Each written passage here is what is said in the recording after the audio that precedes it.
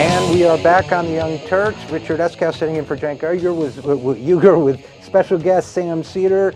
And we have a guest on the line, I believe, right now, Ashley Carson, the executive director of the Older Women's League, and the recipient of a most unusual email from Alan Simpson, co-chair of the Deficit Commission that has been taking an extreme, disproportionate level of interest in Social Security.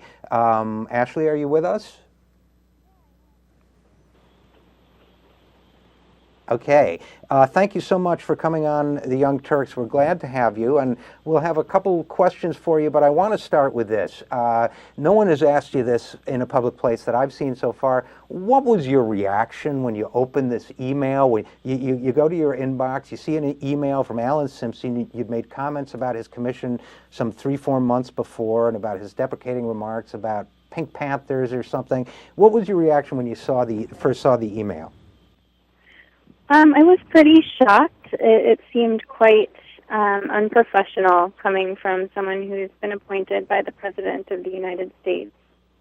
And what did it say? Most of our listeners will know, but what were a couple things that jumped out at you on that first read? Well, there's, of course, the line about Social Security being a cow with 310 million blanks. Right. And... Now, which is very, you can right off the bat see how that one is offensive to not only women, but anyone, who has paid into Social Security. But there's a couple other parts of the email that were a subtler form of sexism. Let's get to those in a second. I just want to explain for anyone listening who might not understand. What Mr. Simpson said in that email was he said that he thought a lot of people were, quote unquote, milking the Social Security system, and then he said it was like a cow with 310 million organs that produce milk, and 310 million happens to be the population of the United States. So he was basically saying everybody is milking the Social Security system. So, and the word that he used, the 3-letter word for that organ, was... he should have used the word cow teat, which yes. of course is part of a cow's udder. But I mean, we get the idea here. Right. So, so tell us, what was the rest of the letter that he wrote to you? Well, he referred me to a presentation by the Chief Actuary of Social Security, Stephen Goff. A presentation that had a chart that I was fairly familiar with in social, showing the projections of spending and what would be coming and going out in Social Security over the next, say, 100 years or so. And he said he attached that if I was any good at reading charts, which to me just sort of goes back to the whole, form of sexism that is, girls aren't very good at math or science. And so that was kind of a more subtle attack, but I think it's offensive, and you shouldn't be sending something like that to someone who works on women's issues. Well, you shouldn't be sending that. You shouldn't be saying that to anybody. I mean, this guy has been appointed to a presidential commission, ostensibly to take an objective look at what the charter specifically says. That projected revenue, projected growth of entitlement programs as to its effects on the deficit. Here's a guy who's been appointed by the president who's writing these disparaging letters, whether they're offensive as to you as a woman or as simply as a person who's involved in public policy, to act so demeaning towards you. But let me ask you this. Wait, what was that? When was the last time you had contact with him? I mean, did he send this out of the blue? Yeah, I've actually never contacted Mr. Simpson. I wrote a public blog on the Huffington Post back in April. I was talking about the fact that you keep hearing him in the media talking about advocacy groups, and he calls them the Gray Panthers, and misnamed the National Committee to Preserve Social Security and Medicare, called them some other made-up name, and then the Pink Panthers. And I was just pointing out in my blog that there's no group called the Pink Panthers. I think it's, I was basically just saying, enough with this. we don't need to call advocates Pink Panthers, because to me that's saying women's organizations are sort of this like fictional character that doesn't really exist. And didn't he also, sorry Ashley, but didn't he also say to you, enough with this sexism and ageism crap, and write me when you get honest work, or something like that?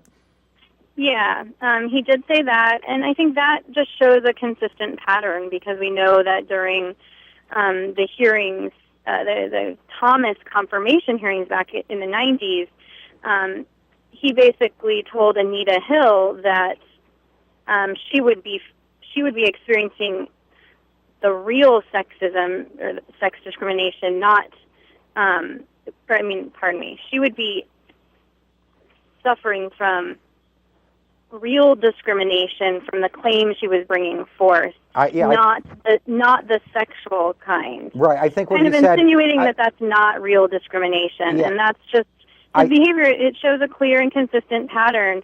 He's also been very disparaging to seniors in using the term greedy geezers all the time when referring to different older adults in this country. Well, yeah, that's right, and I think what he actually said to Anita Hill was that if she persists in reporting this claim of sexual harassment, she was going to experience real harassment rather than sexual harassment, as if sexual harassment were real. Yeah.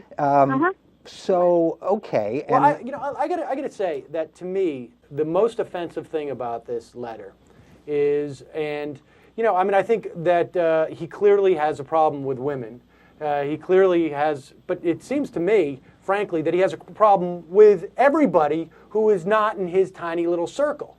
Because the most offensive thing that he's doing is, can you imagine for a moment if this was someone disparaging Gulf Oil or something? You'd hear the right wing screaming about how somebody's disparaging constituents. What's even worse than this, the fact that he's treating people who are advocating for what is due them with such bile and contempt, and doing so on the taxpayer dime as he sits on this commission, essentially. What's really offensive, too, is that he is supposed to be objectively looking at Social Security and its implications on the deficit, and he's clearly entering this committee with an agenda, and that agenda is, I think that people who take Social Security, I think that people who retire and don't have enough money to buy food or don't have enough money to pay for their heating bills, I think they're contemptible. No, and let me add something to that, and for both of you to comment on. The other piece of it is that this image of suckling on a teat is one of dependency, but he's addressing that remark to people who have paid into the system their entire life. So they are not drawing something from somebody else. They are asking to get back. They paid premiums into a retirement insurance program. Correct. And they're getting their payoff. So Ashley Carson was one of a number of women's leaders, as well as a broad spectrum of political leaders and politicians from a number of groups calling for Alan Simpson's resignation. We heard today again that the White House intends to keep him in his role. If we have time, we'll look at that video in a minute. But have you been contacted directly by the White House? Has there been any other response on this issue other than what's been reported in the media?